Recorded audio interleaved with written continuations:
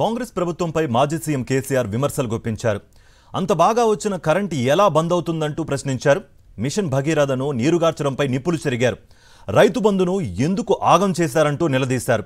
ఈ కాంగ్రెస్ ప్రభుత్వం ఎక్కువ రోజులు అధికారంలో ఉండదంటూ జోస్యం చెప్పారు.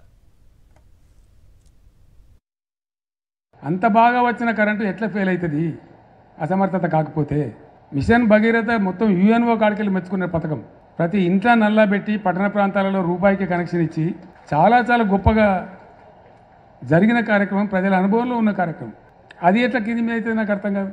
తెలివి తక్కువతనం కాకపోతే దీన్ని అంతా ఏమనుకుంటారు ప్రజలు? రైతు బంధు గదెట్లా బంద్ అవుతుంది? ఎందుకు ఆగం చేసుడు వాళ్ళని? దానికి ఆంక్షలు పెడతాం, కొంక్షలు పెడతాం.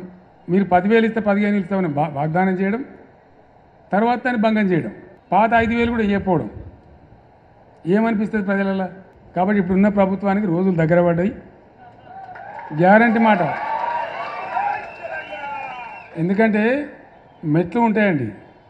నువ్వు ఎక్కడ స్టార్ట్ చేస్తున్నావో పైకి పోతావు, దిగుడు స్టార్ట్ చేస్తే అడిగతావు.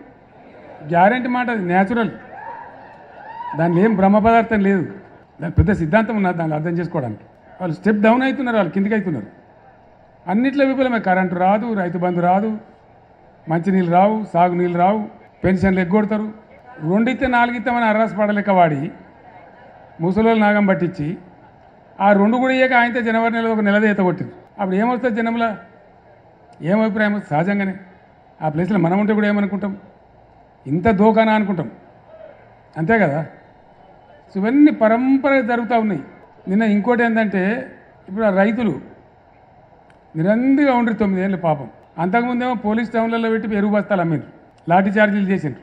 మనం వచ్చిన తర్వాత 60 కష్టం పడి ఆ బాధ తీసేసినాం. ఎప్పుడు పడితే అప్పుడు ఏ రైతు ఎప్పుడు పడితే అప్పుడు పోయి ఇష్టం నన్ను కొనుక్కోవచ్చు, పోవచ్చు. అసలు ఆ పరిశానం లేకుండే. మళ్ళీ ఇప్పుడు పాస్ పుస్తకాలు అవేంటి, ఆధార్ కార్డులు, మన కార్డులు అన్నీ చెప్పులు లైన్లో పెడుతున్నారు. చెప్పులు లైన్లో పెడుతున్నారు అంటే మీరే పెట్టుతుంటారు.